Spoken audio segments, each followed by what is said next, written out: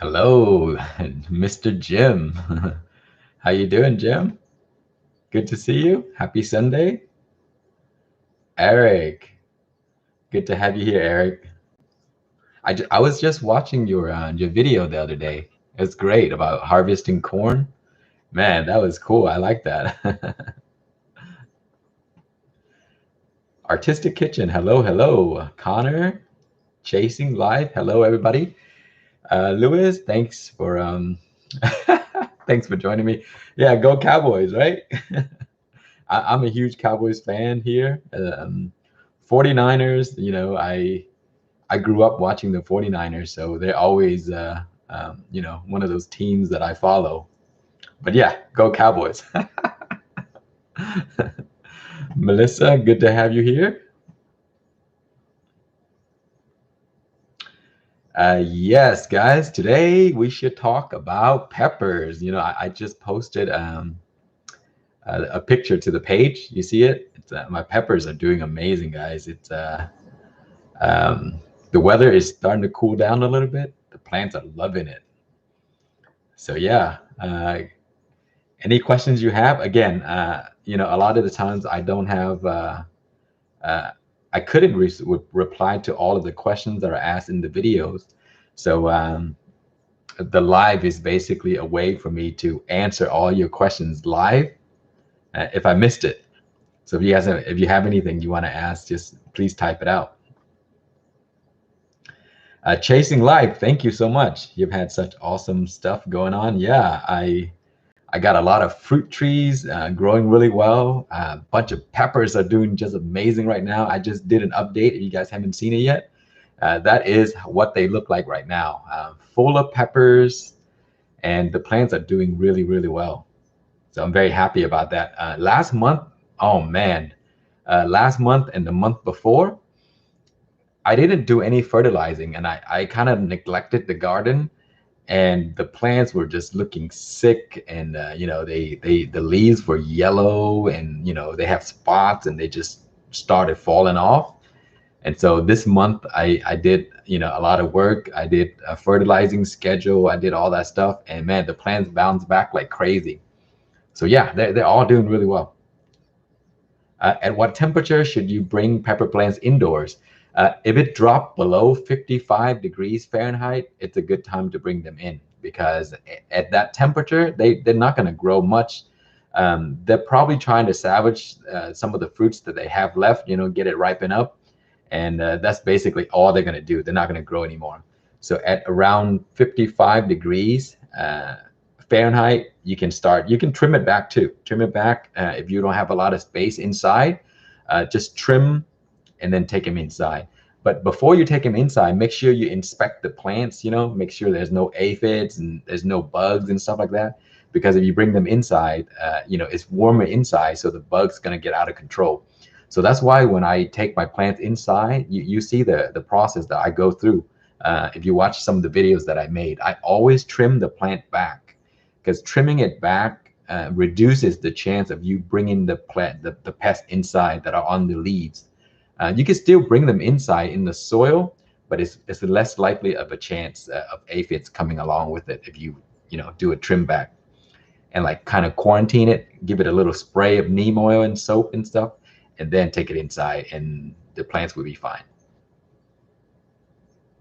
Allison, I'm glad you're here too. Thank you for joining me on a Sunday. We're 2 p.m. Central Time, just in case you guys are wondering. Toya, thank you so much. I'm glad you. Should you start your indoor hydroponic in rock wool? Yes, you can. You can start them in rock wool.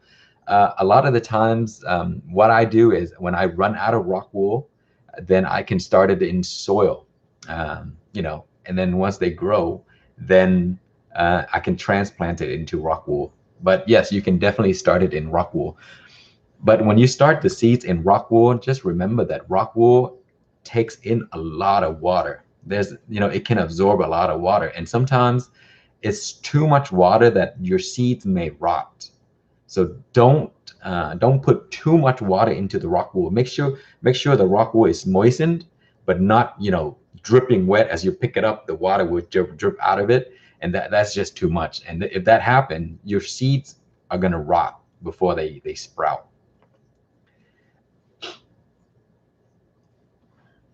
Allison, you have 2 lemon starburst sprouting. That's nice. Cool. My lemon starburst are starting to ripen up right now. So I just picked 4 pots today to use. Wow, they're really nice. As you pick your mature plants, if you have pods on them, they're gonna start to ripen up as you pick the ripened one off. The green ones will start to turn. Hey there, Ben. Good to have you, my friend. Yes, I'm doing great. Thank you.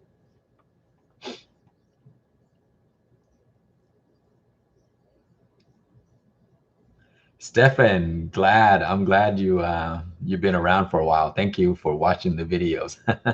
Wow, you have 56 plants. Man, 56 plants is a lot, Stephen.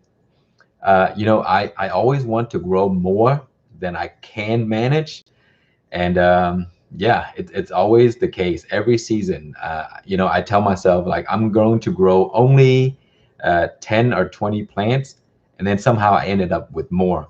A lot of the time, what happens is if I sprout the seeds, I couldn't just trash them, then I grow them all. So I think a lot of the people are like that too. You just don't want to trash the seedlings, so you ended up with a lot more than you're expecting.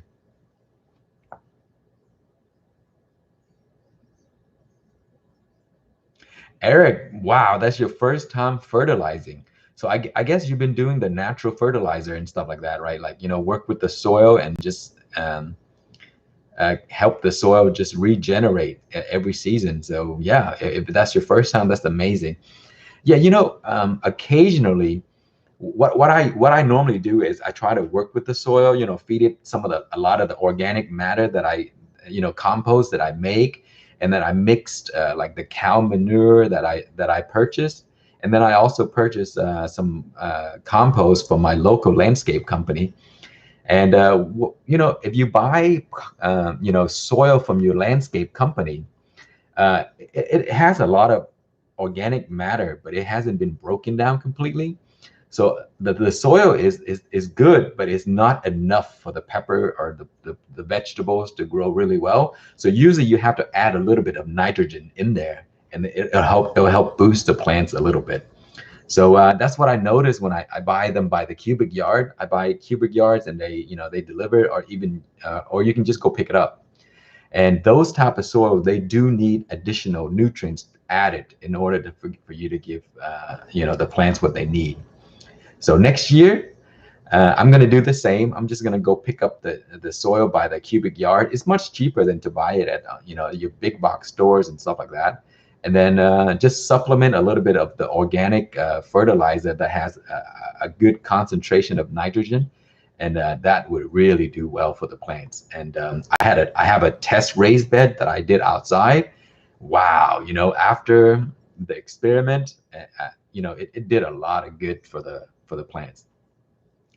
Stefan, thank you so much for the donation, my friend. You've earned this. Thank you very much. I hope that a lot of the information that I share in the video can be picked up and and be useful.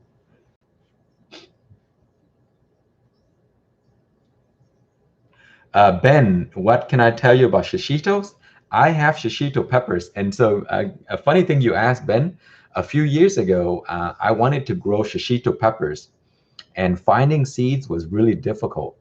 And so what I did was I went to my local Korean supermarkets, and I bought, those bundles of shishito peppers. They're pretty inexpensive. And I picked the ones that are really, really ripe, they're either dark green or about to change color. And then I'll pick a few of those pods, and then I'll leave it out at room temperature. And then, it'll keep ripening and ripening. So I wait until it gets really, really ripe. I take the seeds out. Not all the seeds are going to work because it comes from a green pod, but some of them will sprout. So I sprouted shishito peppers, from the seeds I bought from the grocery stores, and I grow them. They turn out just fine. The thing with shishito peppers is Sometimes you get some that are really spicy, and then sometimes you get some that are has no heat at all. So it's almost like a surprise. But they're great. What I usually do is I put some olive oil on the shishito peppers, and I put it into a frying pan and I grill them. And then you add a little bit of lemon pepper, salt, lemon pepper salt with olive oil is all you need for the shishito peppers, and they're great for snacking. So yeah, if you're growing shishitos, they're great peppers. They're delicious. And again, sometimes they're hot, sometimes they're not. Cheers, everybody. Happy Sunday.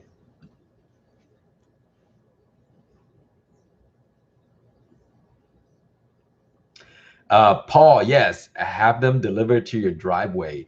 You know, sometimes they will, and sometimes they won't. The reason is their trucks are really big, and so if they feel that they could possibly damage, the driveway or whatever, they won't do it. They'll just put it where it's safe. So usually they just put it into your front yard, and then you just have to unload it and haul it away into the garden. But my brother has a truck, so I usually use it to go and pick up the soil. And that's the best. You get a cubic yard, which is a lot of soil for just like I think $26 or something like that. The ones that I got from my local one, they're pretty cheap. So I think the cubic yards ended up to be around maybe 20 bags or something like that. They have a measurement that they usually do, but you save a lot by buying soil from your local places.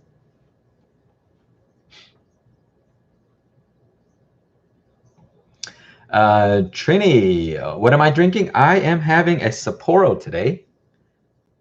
That's what I'm having, a Japanese beer. One of my favorite when I go to eat sushi. For some reason, when I have sushi, I always have a Sapporo with it.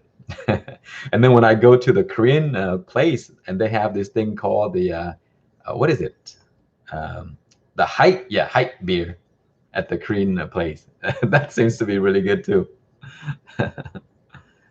Yeah, drink whatever you guys have, coffee, beer, whatever.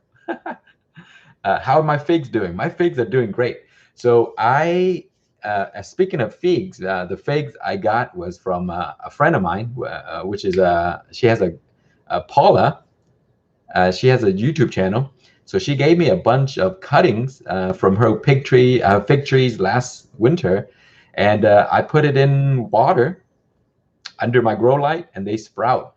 And the tree is like the trees I have four right now, and they're maybe like a foot under 2 feet, and they have fruit already. I got like 3 or 4 fruits on it. The figs I have is called the uh, what is it? The Olympic fig. That's one, and the other one is the Bordeaux, something Bordeaux. Um, I forgot what the full name was, but they're pretty nice figs. They taste really good too. But I'm not an experienced grower when it comes to figs. I'm just learning it, and yeah, I can't believe figs are just so easy to propagate, guys.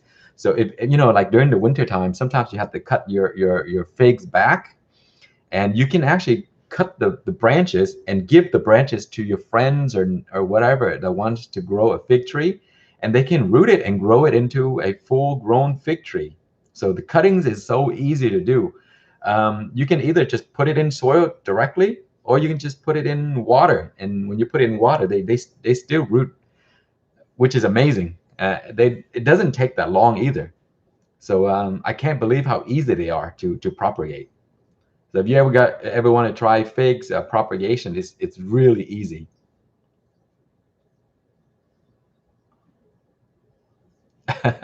Eric, you have never tried a figs before? I've eaten a lot of figs when I was younger. My neighbor has a huge fig tree. I don't know the exact variety, but it grows so much that it will hang over to our yards.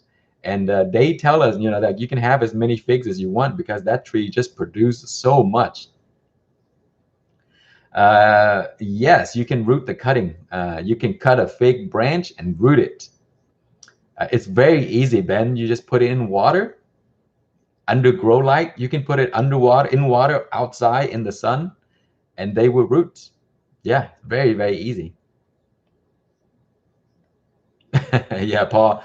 This is the first first year that I tried to root fig cuttings, and out of the 6 cuttings that I have, 4 of them become a tree.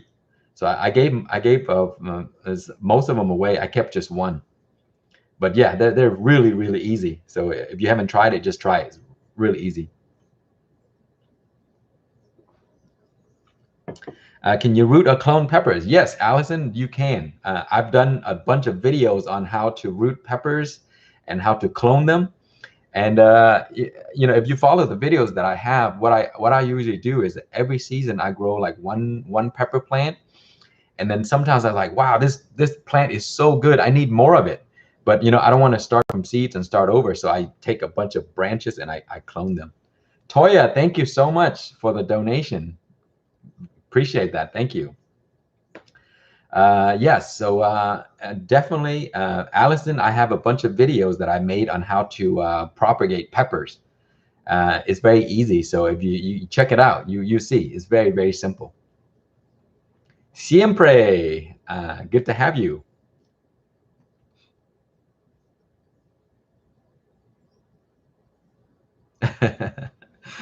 Eric, you know what? Yeah, so it's never too late.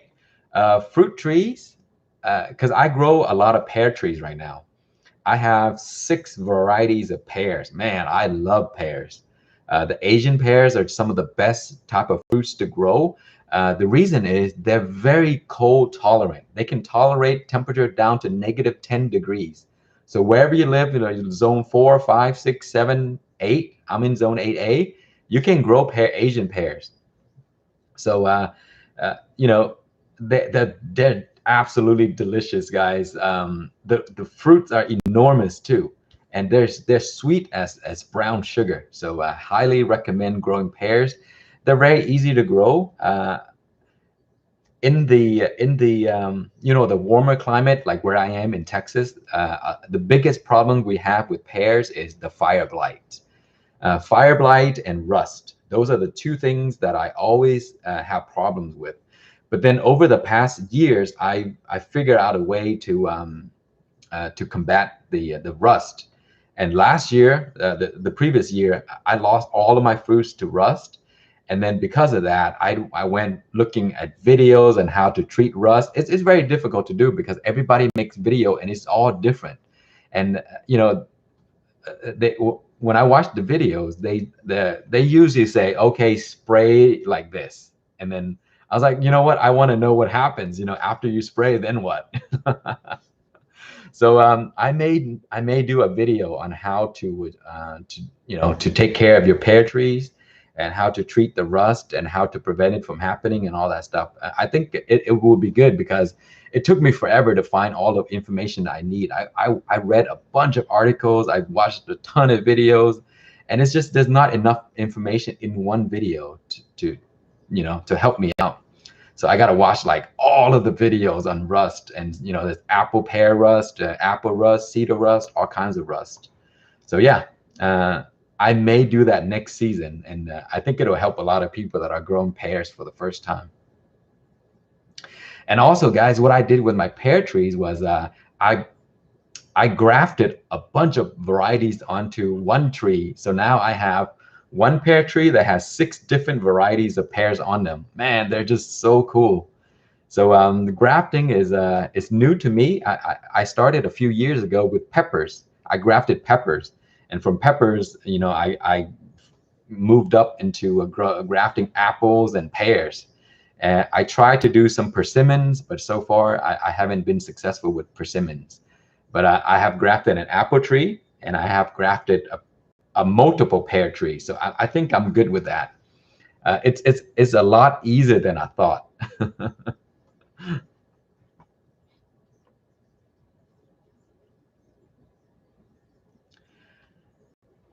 Yeah, Paul, you're right. You have to root out the bad videos from the good ones, and it's you know, when you're looking for something, it's very difficult because you're gonna have to watch them all and see. Did I start the pears from seeds? I have two pears that I started from seeds. The reason I don't recommend starting pear from seed is because pear trees can take from 5 to 7 years to finally produce fruits. So 7 years is a long time, guys. So what I normally do is I would recommend you go to your local nursery and buy a grafted pear tree. When you buy a grafted pear tree, usually it'll, you know, if the tree is big enough, 2 years is when you get your fruits.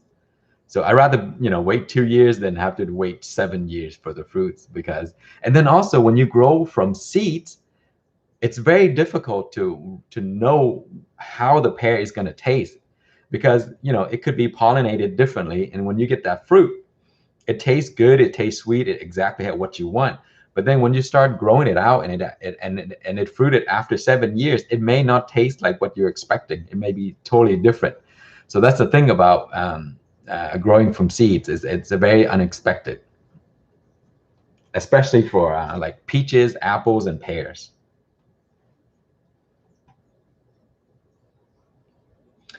Oscar, anyone ever dealt with anaerobic bacteria on the water of the hydro system?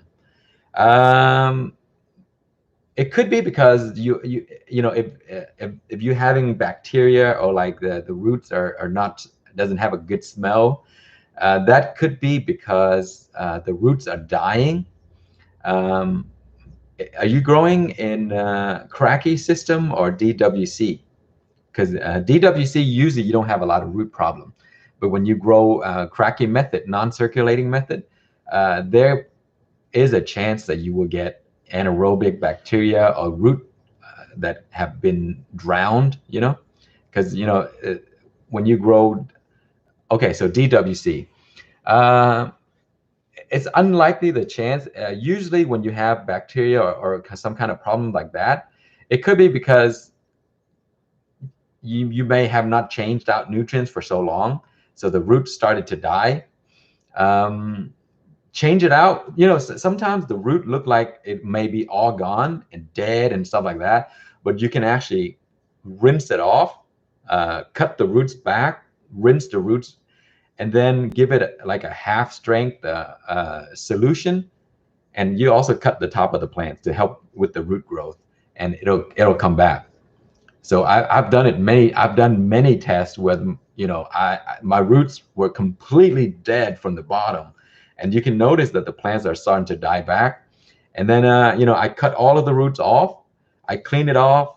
I washed it. I run the new the system clean, like clean water, just right out of the faucet. Just clean water, run it for like, you know, 12 hours. And then after that, you give it a half strength, make sure the roots are nice and clean. Cut the plant a little bit because without the roots, the plant really, you know, it can't take up what it needs to keep the plant alive anyway. So you have to cut the plant back a little. And then a lot of the times it will come back. Yeah, I've done a few videos on how to do that. But yeah, you can save your plants if it's not too far gone.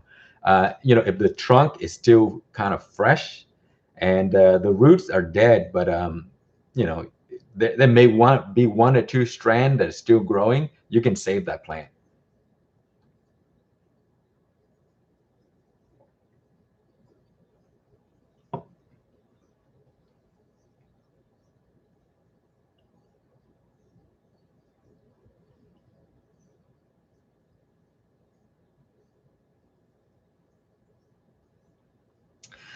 Eric, I'm not sure about the corn rust, but I do know that there's the stuff that I used.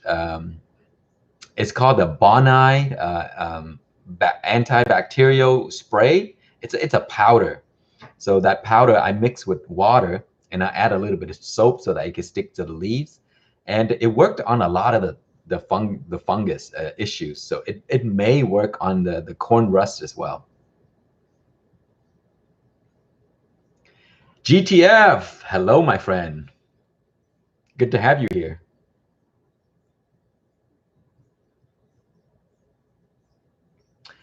Omar, you've been wanting to get into hydroponics, but don't really know what system to start with. The best system to start with is the system that you make on your own. Try a DWC method. Actually, no, not DWC. Try Cracky and grow some herbs or something. Uh, Grow a lettuce because lettuce is really easy. It takes 30 days and it only takes a gallon of water to grow the entire plant.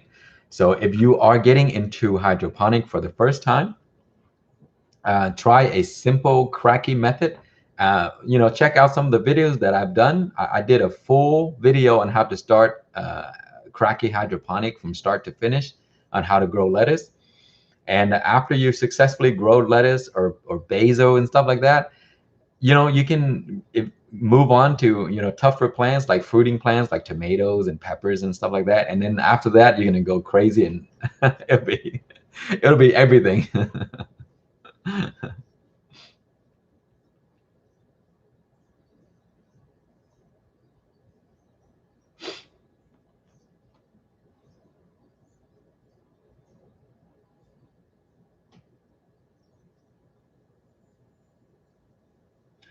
Oh, Allison, that's terrible. The soil bag be, became really, really smelly. It could be because you buy those organic soil, and the because sometimes there's cow manure and all that stuff that are in there, and if they have not been broken down completely, they could have a smell. But usually, soil shouldn't smell. Nicely broken down soil, even with the cow manure in it, it actually smells pretty good. It has this soil earthy smell to it. So the soil shouldn't smell. I'm not sure what happened, but yeah, mostly the soil should not smell.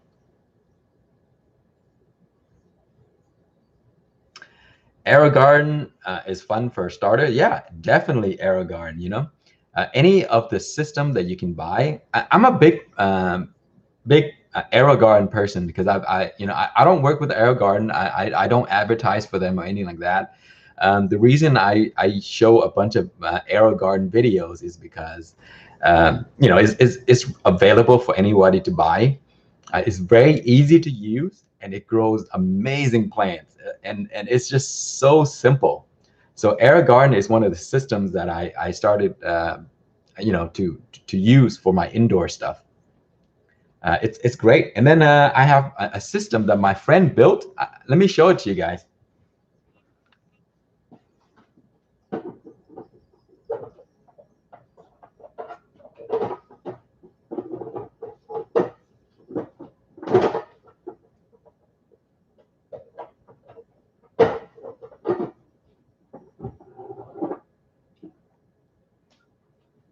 Here it is, guys. I showed this plant last week, but you see, look at all the fruit on here.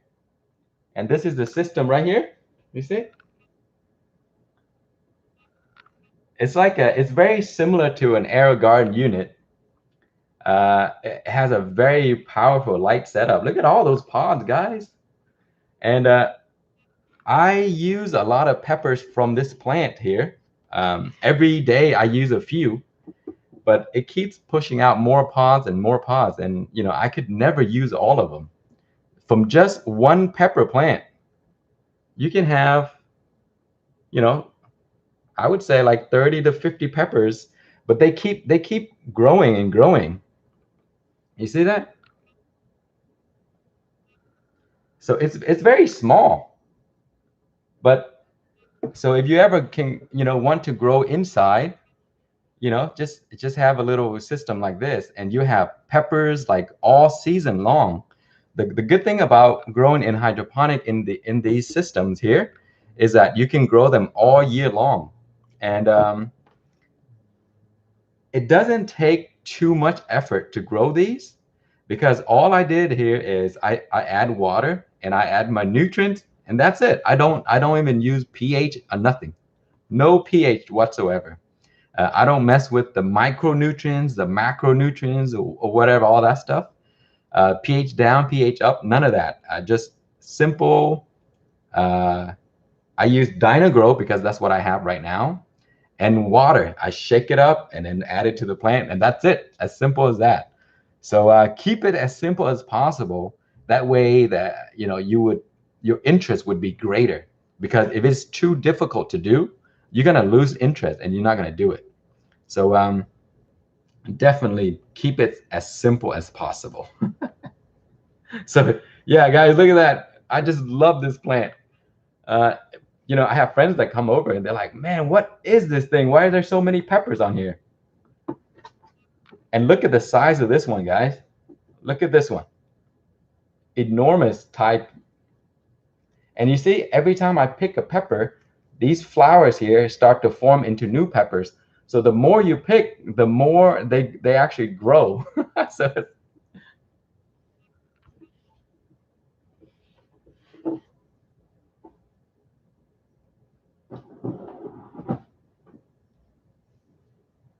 So yeah, that's the indoor setup that my friend Chris, he built the system actually from scratch. He saw the Aerogarden. He's like, wow, that he loves the Aerogarden, and he said, you know what, I'm going to build my own system, and that's what he did. He built his own system, and the good thing about the system that Chris built is the stuff that he used is very, very high quality. Like the light setup, the fan, everything is controlled on the phone. So you can control the intensity of the light on the phone.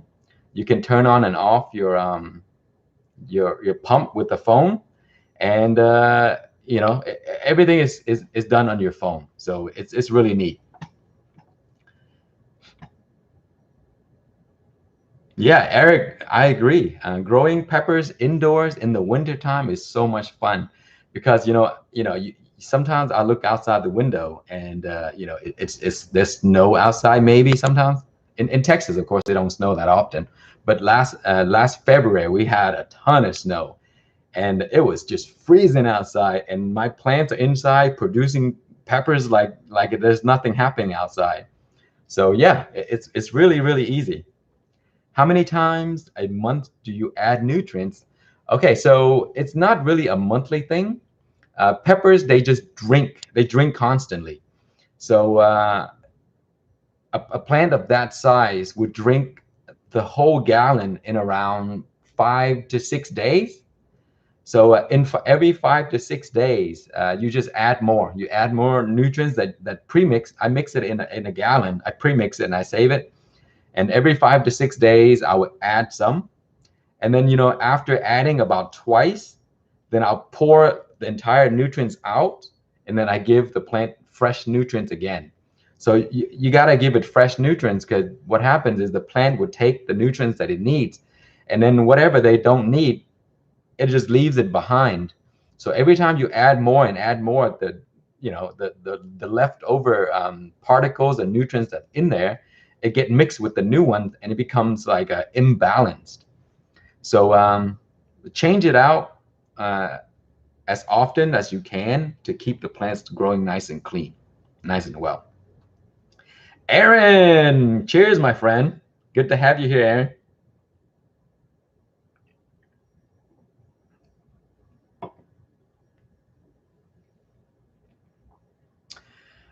What do you use to prevent mites or gnats in your pot as you winter them? Okay, so fungus gnats is a big problem when you bring soil plants inside.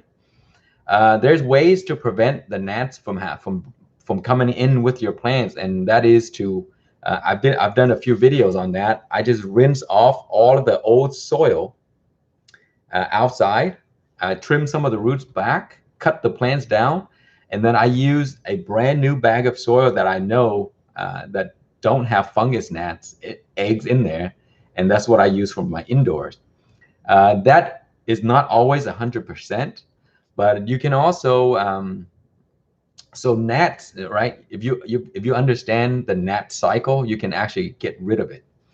Gnats they love to thrive in very moistened soil. If you water too often inside, and the soil is always moistened at the top, the gnats will land in there in about 2 inches of the soil, and then it will lay egg, and then they multiply, and then they're just going to keep multiplying.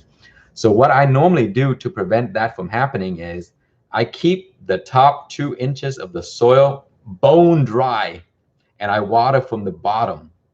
And when you water from the bottom, the roots actually go further down to look for the water. And the top layer of the soil is completely dry. So the gnat has no place to live, and then they're just dying. So that's another way. You can also use, they call it mosquito bits.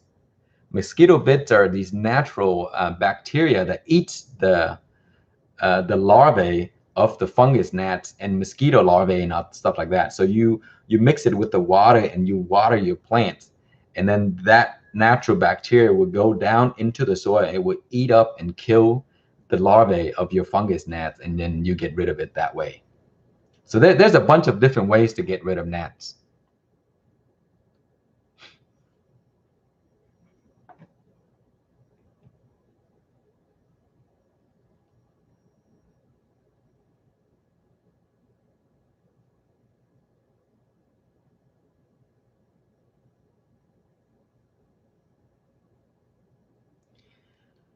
Okay, go in.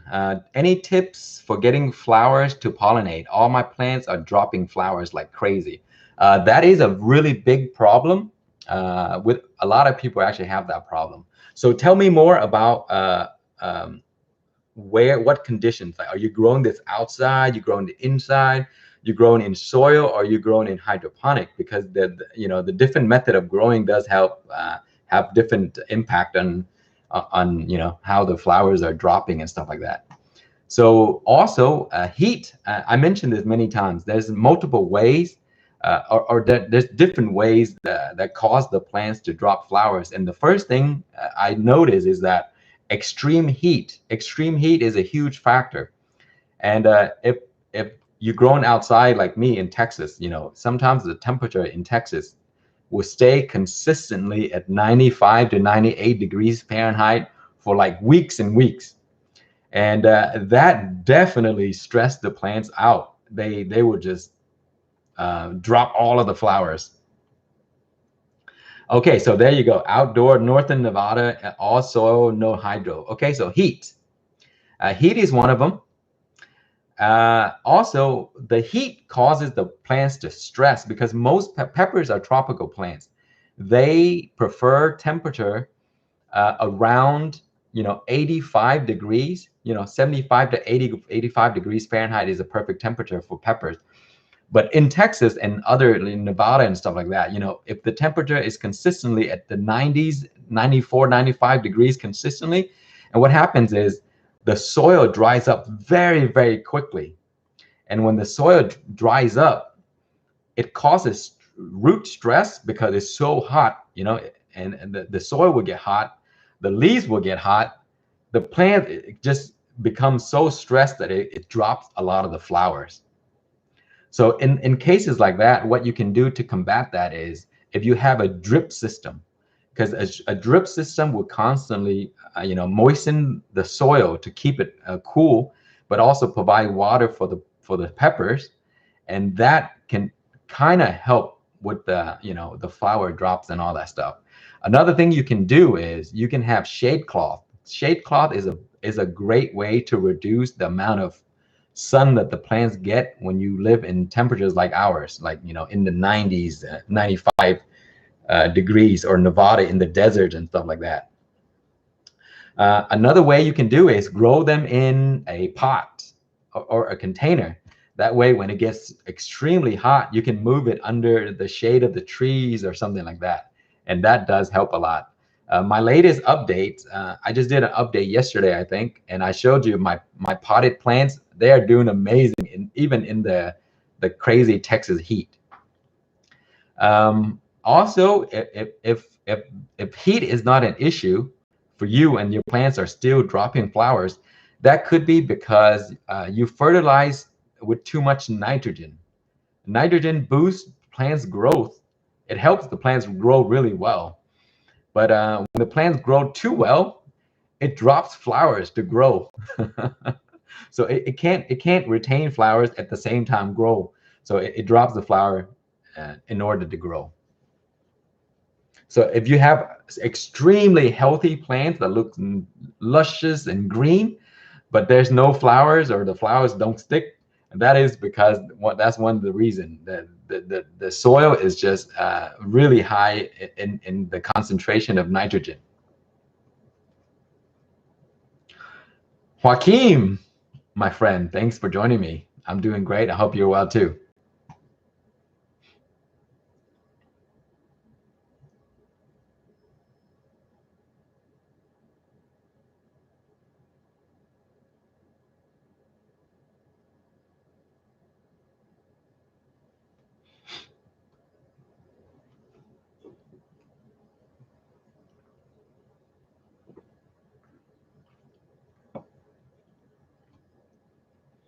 Let's see if I missed anything up here. I'm going to scroll up a little bit.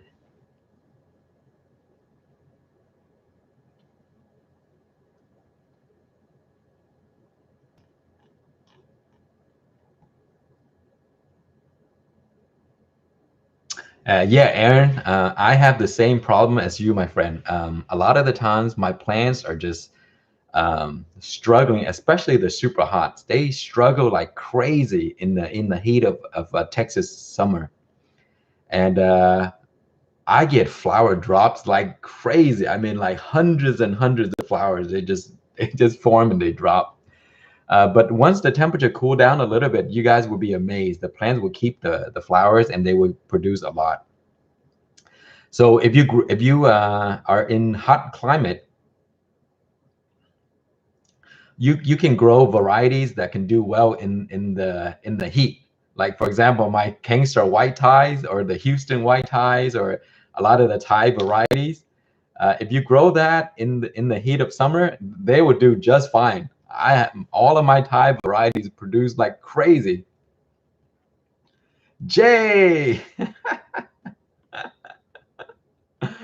oh man, Mr. J, guys, Jay is one of my mentor when it comes to growing peppers. I always pick Jay's brains all the time. You got to check out his channel, guys, or his Facebook. Check out his Facebook.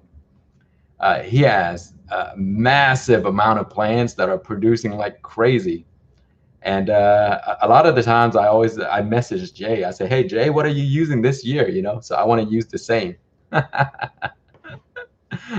Jazz, my friend, thank you so much for the donation. Have you grown Carolina Reapers? Yes, I have grown a ton of Reapers. This year, I'm not growing Reapers because I'm actually growing Moruga Scorpion crossed with a Reaper. So I guess that could be a Reaper.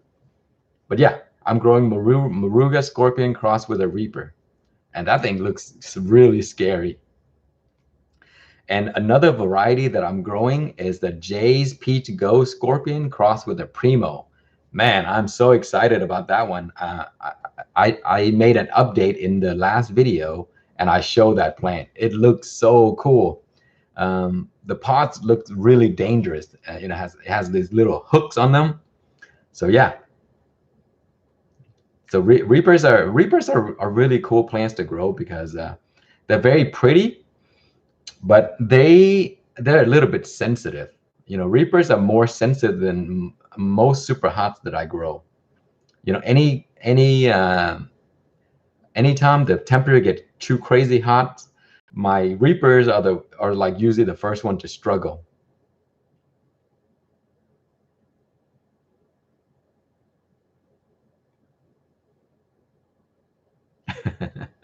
Yeah, Paul. Sometimes rain could be a big problem too for pepper plants.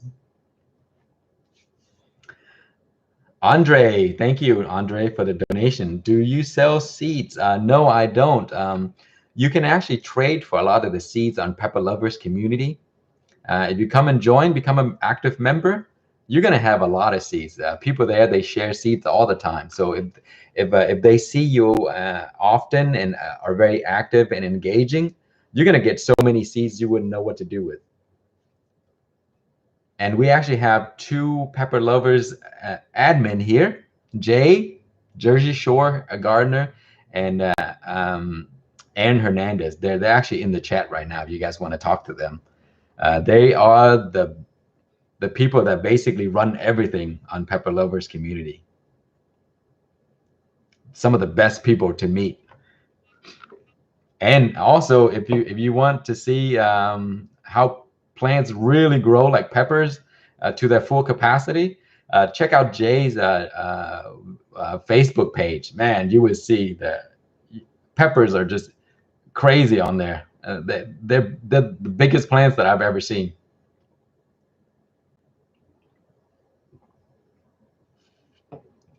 Can I post a link? Sure. Let me find the link to Pepper Lovers and I will post it for you guys.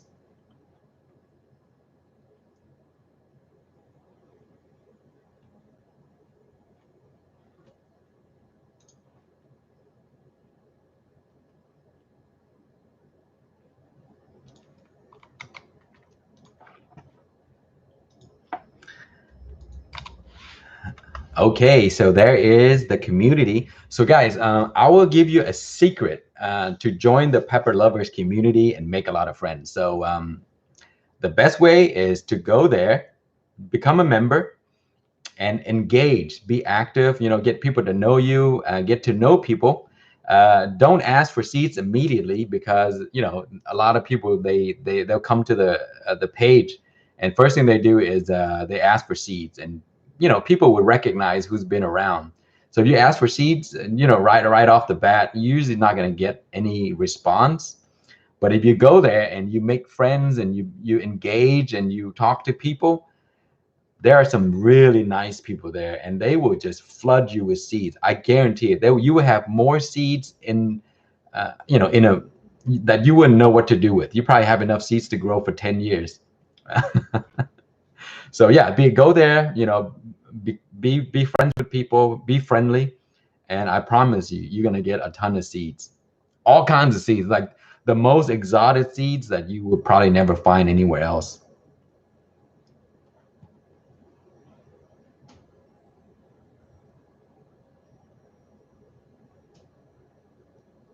Yes, that's right.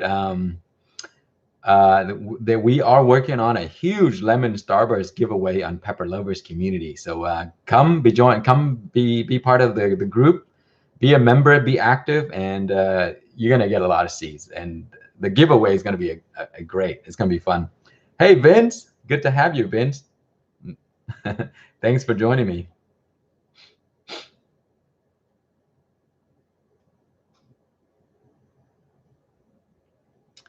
What kind of super hot pepper that has and smell like a Thai pepper? Have you tried my misery sweet pepper? It's kind of like a Thai pepper because it's originally crossed with a Thai. It's very, very hot.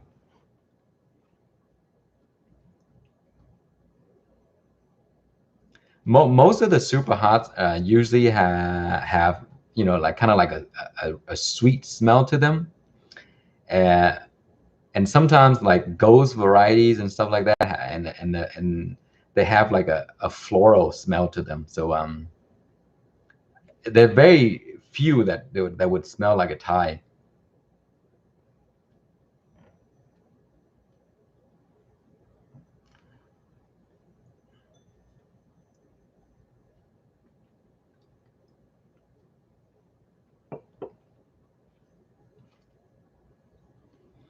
Oh wow, we have Nikolai. We have lemon starburst grown in Bulgaria. That's awesome. Yeah, I hope you would share them with other people in Bulgaria and have everyone grow them. That would be cool.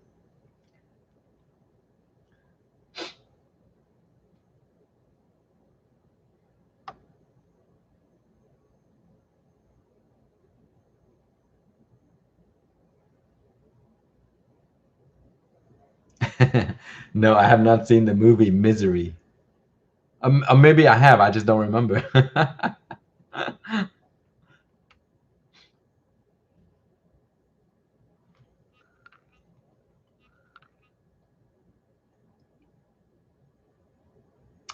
How's the lemon starburst map looking? You know what? Let me check. I think it's actually doing really well. Let me see if I still have the map somewhere.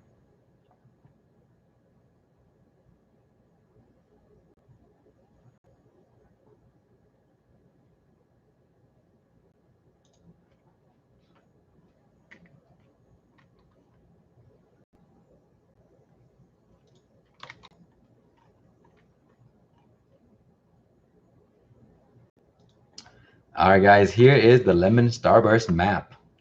You can check on it, and it'll show you where the plants are being grown right now in the world. I think there's some places that are people growing that has not been updated, but it's going pretty well.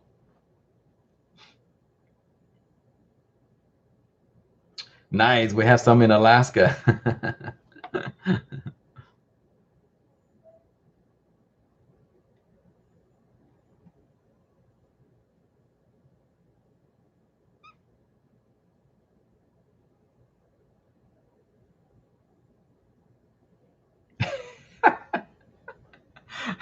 Vince says floral smells like a tropical bathroom spray air freshener.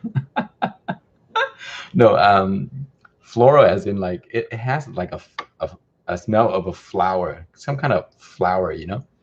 And perfume, actually, that's better to describe it. It's like a perfume in a way. And when I cut the ghost open and smell it, that's exactly what I get. And I always have trouble eating the ghost pepper raw because of the perfume smell. So what I usually do is I dry them and make them in powders, and then they're really good. Ghost powder is really nice. How long does it take for cayenne pepper to turn red? You okay? So there's different variety of cayenne. There's some that are yellow, some red. Usually, when the pod starts to when it ripens, it takes around three to 4 weeks.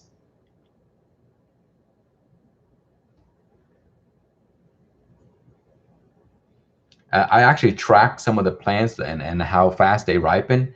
And yeah, usually it takes around 3 weeks or so from a small pod until they're ready to be picked.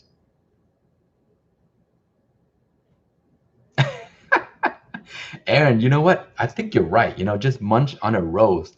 It's the same sweetness and flavor. Yeah, you know what? You're right. It does smell like a rose, very floral.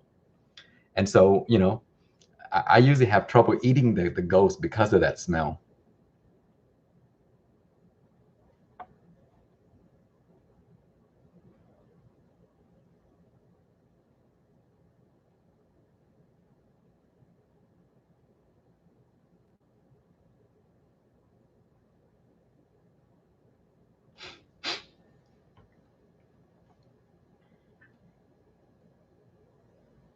All right, Allison, you got to add grease to the map. Yes.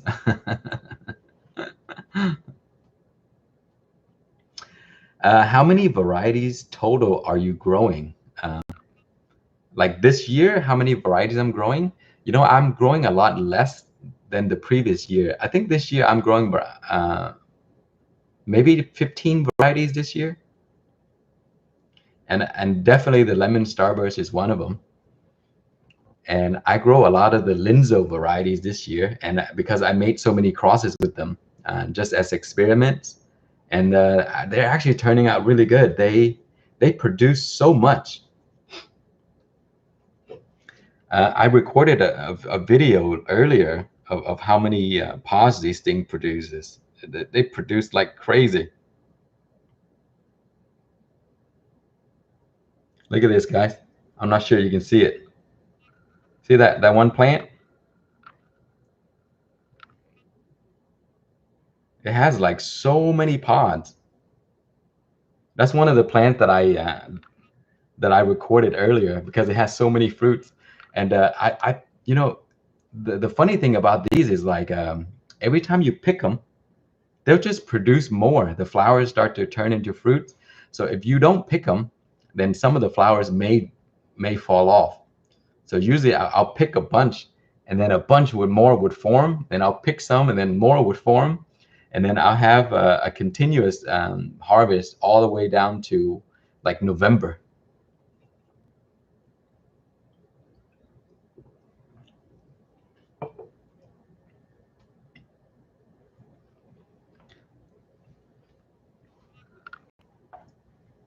Yeah, 15 is a lot, and you have 15, which is great. And maybe next year you have 30.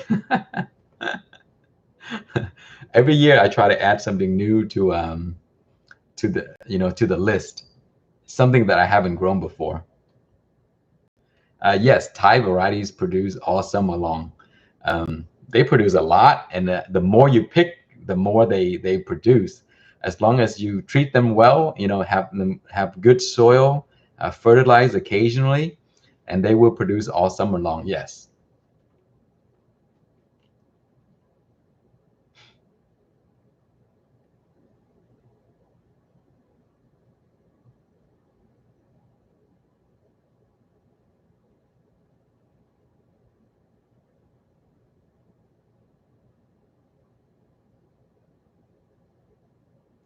Allison, do I get annoyed when people use my own pepper to make their own crosses?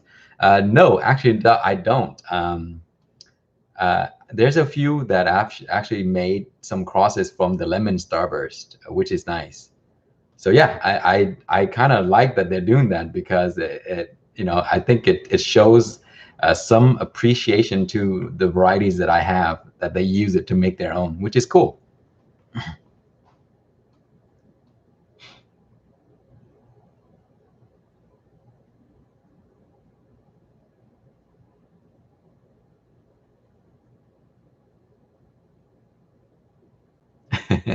Omar, yes, you're in Texas like I am. Super hot will struggle a little bit in Texas, but you can make it work. So yeah, hope you're growing more, and you will really like them. Super hots are really uh, versatile. There's so many things you can do with it. And the best thing that I've done with super hot is make pepper flakes, and also make like hot sauce and stuff like that. So it's a great variety, and also there's so many different varieties out there of super hots. So you can grow forever, and you will never get out of different varieties to try.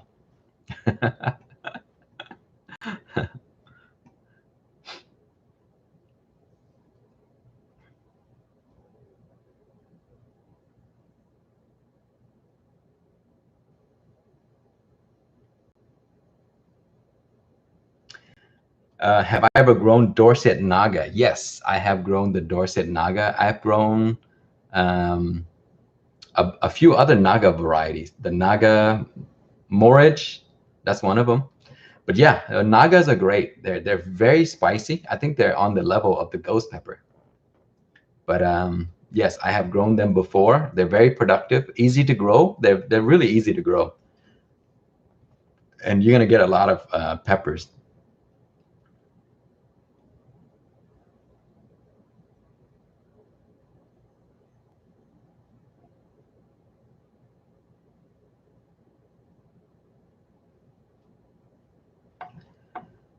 Um,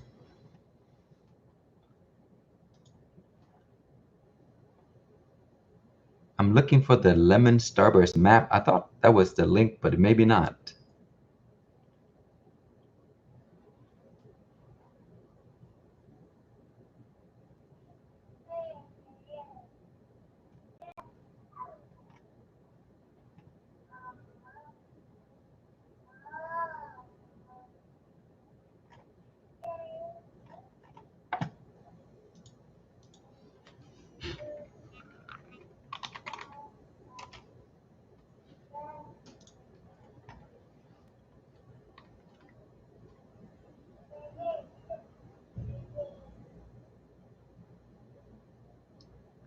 Okay, the links works fine with Nikolai. He was able to open it.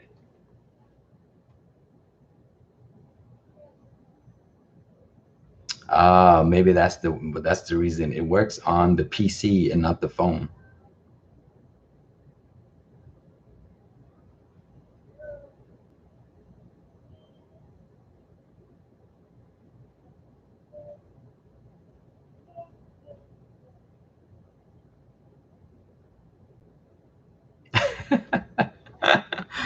It takes you to the Pacific Ocean, Paul.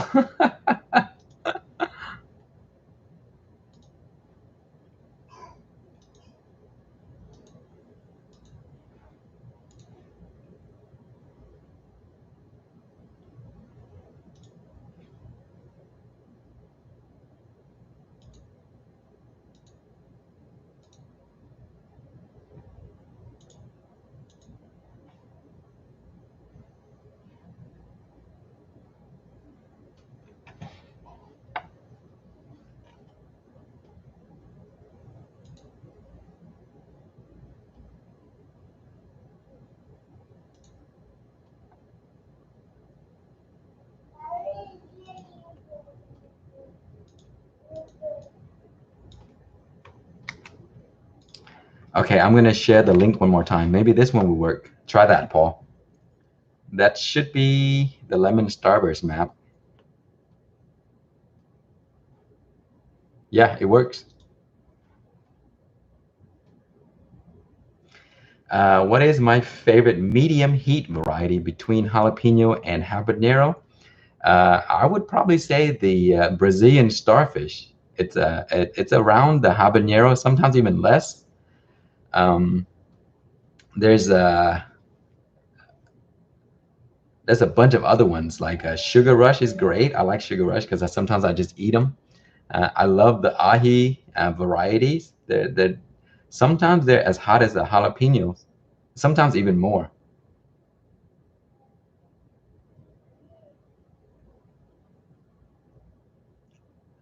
Yeah, Brazilian starfish are really great. They're just snacking peppers. They're so sweet. They taste like a fruit, very nice and crunchy.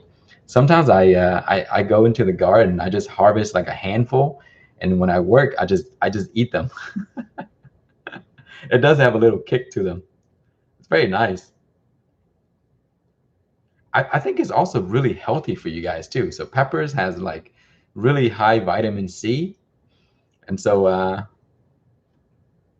um, yeah, they're great to eat raw, and you can cook with them too. Pepper Guru, my friend, Rich, thank you for being here, my friend.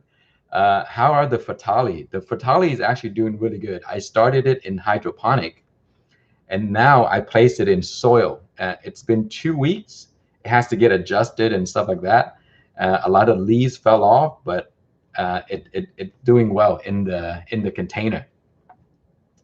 So it's in soil now, and hopefully it'll do something before winter gets here.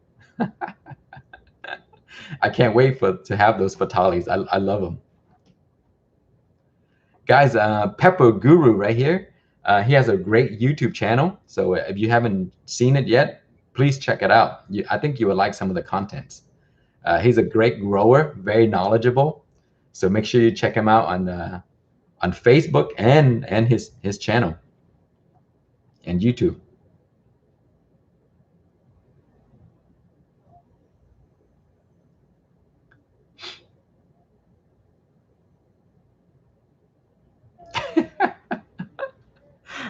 Allison says to throw a Reaper in your smoothie. I don't know. I don't know about that. It's the Reaper in a smoothie might be it'll be like an explosive smoothie.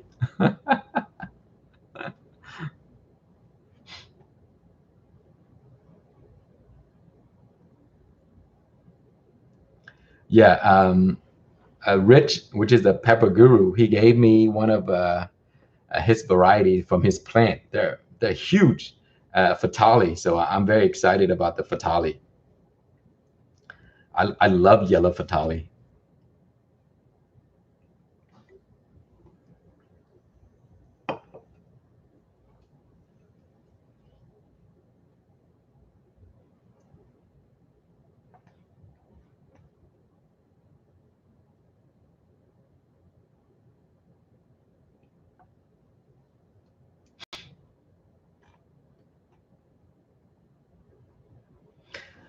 Uh, I've seen a few people talk about the is it Madame Jeanette peppers? I've had some Madame Jeanette habanero, and they're pretty good. They're not very hot, but they have good flavor.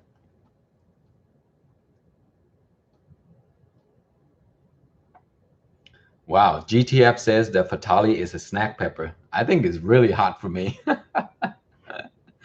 They're very spicy. But yeah, Fatalis are great, guys. They're very productive too. So if you grow Fatalis, you're gonna see they produce like crazy.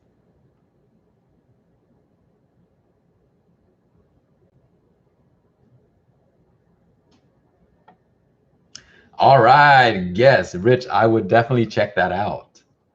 Yes, been waiting for it. Yeah, I'm definitely gonna check it out. Thanks. There you go, guys. Make sure you check out the video of Bolivia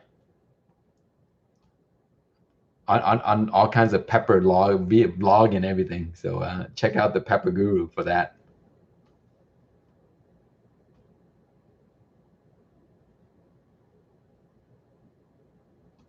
Bucky, yes. I think I touched on this topic multiple times that growing peppers in hydroponics, they are spicier than the soil counterpart. So, I usually grow multiple plants, and then the extra plants I put into my Aerogarden or my indoor setup. And every time I harvest them, the ones that are inside hydroponic are always hotter than the ones in soil. That's what I found. Oh, Allison, you know what? I should do more of those taste tests. The reason I haven't done any is because I haven't had so much time. But I have so many different varieties that I need to show off. So I may do the what's that peppers coming up. I think I can easily have 15 varieties for those videos. That'd be cool. Yeah, I need to make more of those videos. Bob, thank you. You just discovered me last week. Awesome. Thanks for subbing, and I'm glad that you're here.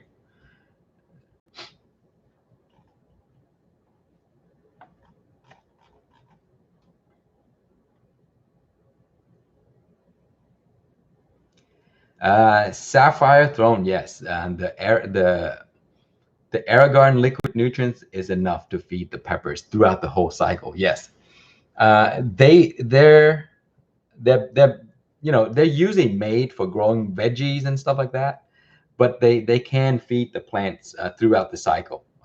And that's what I have done. I've done it so many times before. All I use is the Aerogarden nutrients, and I feed the plants from start to finish to when they produce peppers and everything. I don't add anything extra. But if you want the best results, sometimes adding a little calcium, magnesium, along with the Aerogarden nutrients, the liquid nutrients, will boost the growth, and it helps the plant grow a lot better.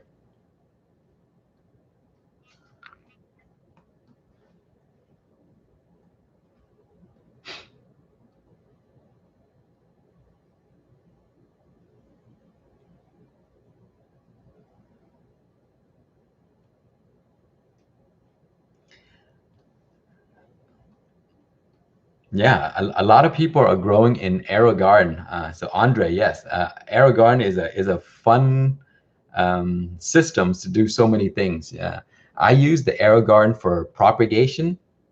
I use it to start seedlings. And I use it to grow vegetables. I use it to grow peppers, tomatoes, everything. So yeah, the Aerogarden is a fun tool to, you know, because sometimes in the wintertime you can't grow outside, and if you can't grow outside, the Aerogarden is a great tool to allow you to grow stuff in the wintertime when you wait for spring to come again.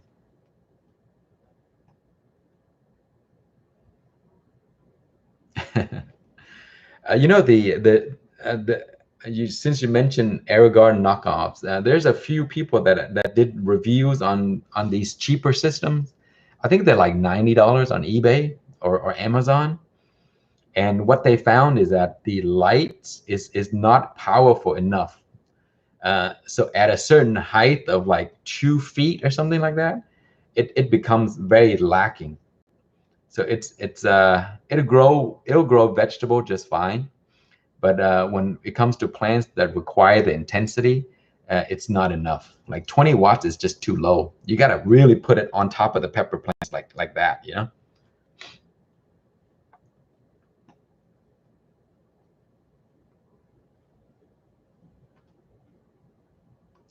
Yeah, you see the Aaron, there you go. Aaron said the tree can unit is the light is just too weak.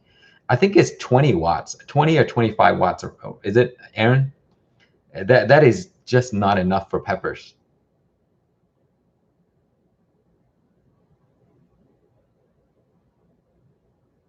Do I pre-sprout the seeds before I put it into the Aerogarden unit?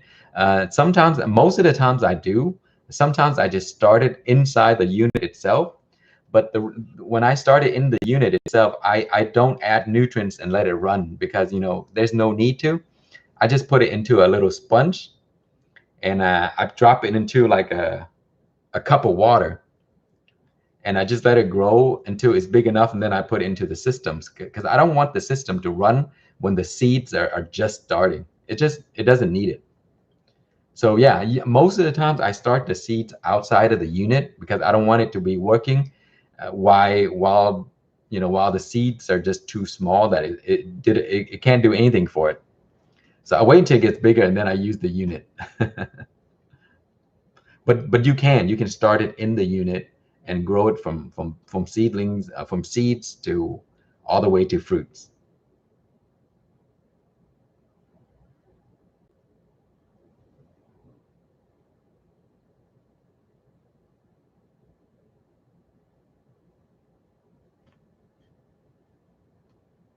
Ponton, hello Ponton. What's up?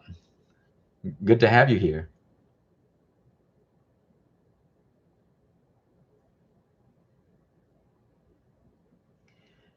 Yes, the Bounty Elite is a great unit to have. I think you can control everything on your phone, which is nice. A good thing about the Aerogarden is everything is touch screens and it's very sensitive and it works correctly.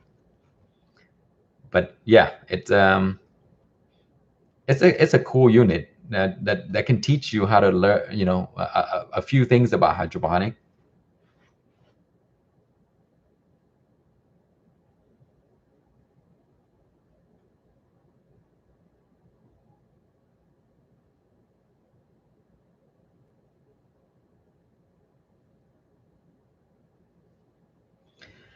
Uh, Rich, I think yes.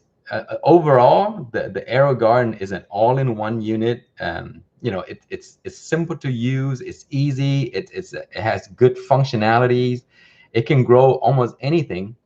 That is small enough to fit in there.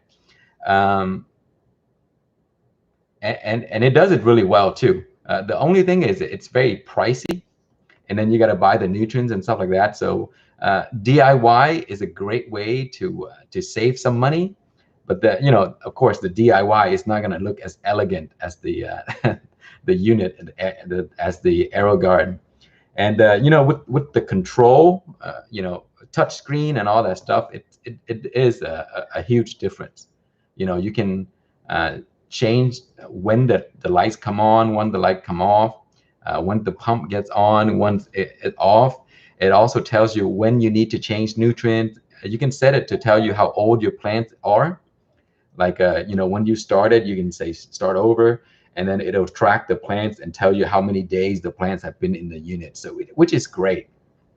So as far as all of those functions, elegance, and ability to grow all sorts of different plants that is small, Aerogarden is a great unit. The only thing, the setback is the price. So never buy the Aerogarden at full price. They always have sales. So wait for the sale. If you're ever going to invest in the Aerogarden, always wait when they have like a 20% off or something like that, and then you can buy the unit. They always have a sale.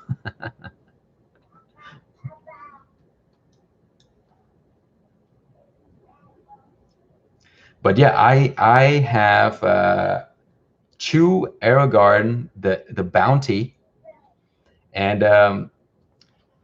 I've had it for like over 3 years now. And one of them is longer than 3 years. And one of the system, the hood, the light hood went out. And so I contacted Aerogarden, and I told them what happened. And they sent me a brand new light hood. So the service is pretty good too. So that is a cool thing. You know, if you guys ever have issues with your unit, I would recommend reaching out to them before you trash the system, because that's exactly what I did. I reached out to them because I told them that the hood, the light hood, is not working, and you can't buy a replacement. They don't have replacement light hood for the Elite, the Bounty Elite. And so I was like, you know, it's an expensive unit. I don't want to throw it away. Is there a way to buy a hood to replace it? But they don't have it. So they sent me a new one, which is great. I was very happy about that. I thought that I was gonna have to buy one.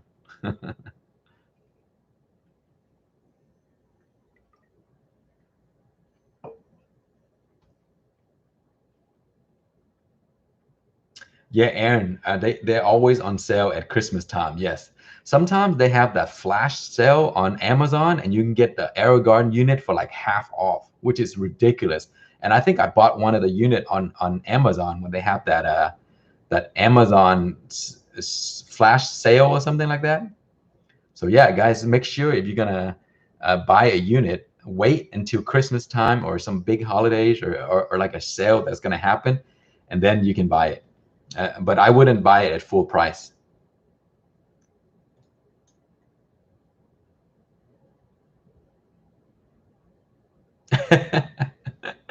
Aaron bought 2 units at a yard sales. Wow, that's great. You got lucky there.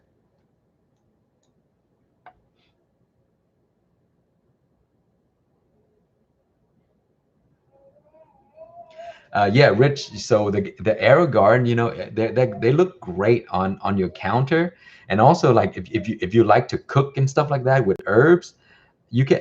I've grown basil, and they grow like crazy in the Aerogarden. I mean, I can just pick the basil, and then I chop it off and cook with it right there. So that's a cool thing about it. You can put it, you know, in your kitchen, because you know the light is there, everything is all included. So it's a nice way to grow herbs and have it ready when you need to cook with it and stuff. So it's nice. Man, Aerogarden should pay me for advertising for them.